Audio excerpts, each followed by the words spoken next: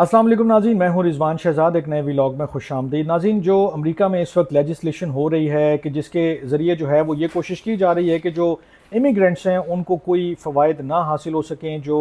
आम तौर पर मेडिकेड की मद में मिलते हैं, फूड स्टैम्प की मद में मिलते हैं और उनको किसी न किसी तरह फैसिलिटेट किया जाता है। अब ये कोशिश की जा रही है और बल्कि कोशिश क्या, पूरा बिल जो है वो तैयार है और वो आगे बढ़ रहा है, रिपब्लिकन्स उसको आगे लेकर चल रहे हैं। उसमें ये जो तमाम लोग इस तरह की चीज़ों पर इन्हिसार करते हैं, जो फूड स्टैम्प की जो मैंने आपको मिसाल दी, मेडिकेड यानी कि मेडिकल हेल्थ के हवाले से जो उनको फैसिलिटीज़ मिलती हैं, अब उनको ख़त्म किया जा रहा है, उनको रिस्ट्रिक्ट किया जा रहा है कि वो किसी भी तरह से इमिग्रेंट्स को या जो गैर कानूनी इमिग्रेंट्स हैं उनको तो वैसे भी नहीं मिल रही हैं, लेकिन जो किसी और तरीके से भी किसी और वीज़े के ऊपर भी ले रहे थे उनके लिए भी काफ़ी सारी मुश्किलात हैं। अब सिर्फ आप अमरीकी शहरी हों, ग्रीन कार्ड होल्डर हों या ख़ास कोई कैटेगरी आपके लिए जो बनाई गई हो, जैसे क्यूबा से कुछ लोग आए थे या कोई और ऐसे महाजरीन कि जिनका किसी ख़ास ऐसे मुल्क से, ऐसी जगह से ताल्लुक़ हो, उनको वो चीज़ें मिलेंगी। लेकिन आज के इस व्लॉग में हम डिस्कस करेंगे कि जो बच्चों का जो टैक्स क्रेडिट है वो किस तरह से मुतासिर हो रहा है। हालांकि जो बात की जा रही है वो ये की जा रही है कि जो टैक्स क्रेडिट है बच्चों का, उसको बढ़ाया जाए, उसको $2000 से $2500 किया जाए। तो देखने में तो ऐसा लग रहा है कि जनाब बच्चों के ऊपर जो है या जो वालदैन हैं उनके लिए एक बड़ा रिलीफ का जो है वो मामला होने लगा है कि वो बजाय इसके कि जो उनको पहले 2000 टैक्स क्रेडिट मिलता था, अब वो उनको 2500 मिलेगा। लेकिन इसके अंदर एक ऐसी कंडीशन अप्लाई कर दी गई है, एक ऐसी जो है वो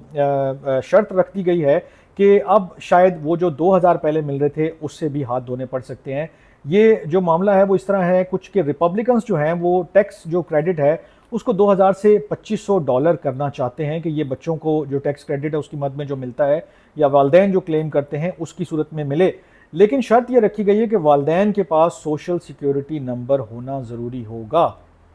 अगर सोशल सिक्योरिटी नंबर नहीं है तो फिर आप जो पहले ये 2000 तक मिल रहा था उससे भी जाएंगे, आपको 2500 क्या मिलने हैं, बल्कि आपके जो पहले मामला थे वो भी जो है वो मुश्किल में पड़ जाएंगे। तो फिलहाल अगर बच्चे के पास सोशल सिक्योरिटी नंबर हो तो वालदैन भी ये क्रेडिट हासिल कर सकते हैं, कुछ इस तरह की चीज़ है उस बिल में। और जो इस वक्त जो एस्टिमेटेड एक फिगर आया है कि अगर ये जो टैक्स क्रेडिट ख़त्म होता है तो इससे तकरीबन 20 लाख यानी कि 2 मिलियन जो हैं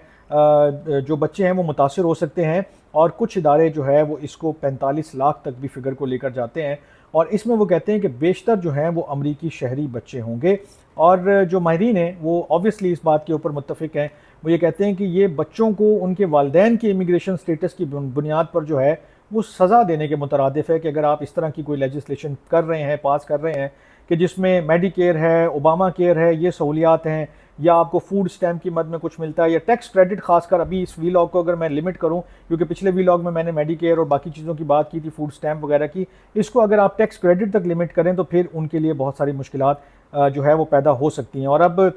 ये जो सारी चीज़ें हैं ये बयान करने का मकसद ये कि जो मेडिकेयर है या अफोर्डेबल केयर एक्ट है उसकी जो सब्सिडी है उससे भी फ़ायदा नहीं उठाया जा सकेगा, चाहे आपने अमेरिका के अंदर 10 साल भी काम क्यों ना किया हो। लेकिन वही बात है कि सोशल सिक्योरिटी नंबर नहीं है आपके पास तो फिर आपको कोई चीज़ जो है वो फ़ायदा नहीं पहुंचा सकेगी। और एक एस्टिमेट जो और सामने आया उसके मुताबिक 2034 तक 1 मिलियन अफराद जो है वो बग़ैर इंश्योरेंस के रह जाएंगे। तो ये इसके अंदर जो चीज़ें आ रही हैं कि टैक्स जो क्रेडिट है, जो बच्चों का टैक्स क्रेडिट है, एक तो वो ख़त्म हो रहा है। उसके अंदर जो गवर्नमेंट एक नया स्टेप और करने जा रही है वो क्या है, वो ये है कि जो डिफरेंट स्टेट्स हैं, डिफरेंट जो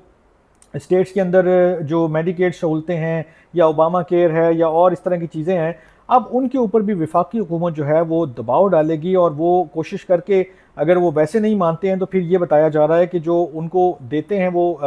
फाइनेंशियल सपोर्ट देते हैं उसको 90% से जो है वो 80% करके उनको मजबूर किया जाएगा कि ये जो गैर कानूनी तारकीन वतन हैं, चाहे बच्चे हैं चाहे वो प्रेगनेंट ख़वातीन हैं, उनको सेहत की जो सहूलियात हैं वो भी बंद कर दी जाएँ। तो ये जो लाखों इमिग्रेंट्स हैं वो इससे डायरेक्टली अफेक्ट होंगे। और अब बात सिर्फ अगर आप पिछले व्लॉग को भी सुने और इसको भी सुने तो आपको समझ में आ जाएगी कि ये जो पूरा बिल है इसमें बहुत सारे लोग जो हैं वो मेडिकेयर से आउट हो जाएंगे। इसमें बहुत सारे लोग फूड स्टैम्प जो कैटेगरी है, जो उनको खाने पीने की जो सहूलियात में थोड़ी सी मदद मिलती है, उससे भी बाहर हो जाएंगे। और फिर जो टैक्स क्रेडिट का जो उनका मामला है उससे भी उनको हाथ धोने पड़ सकते हैं, क्योंकि बज़ाहिर तो वो 2000 से उसको $2500 तक लेकर जाने की बात करें, लेकिन जो कंडीशन अप्लाई कर रहे हैं उसके बाद जो एक बड़ी तादाद है इमिग्रेंट्स की या वो लोगों की कि जिनका स्टेटस क्लियर नहीं है, वो इस कैटेगरी से बाहर हो जाएंगे। अमरीकी बच्चे ऑब्वियसली जिनके पास अभी तक जो शहरियत है, जो बॉर्न है वहाँ के, चाहे उनके वालदैन का स्टेटस कुछ भी है, वो भी मुतासर होंगे, क्योंकि कंडीशन यही है कि उनके वालिदैन के पास सोशल सिक्योरिटी नंबर भी होना चाहिए।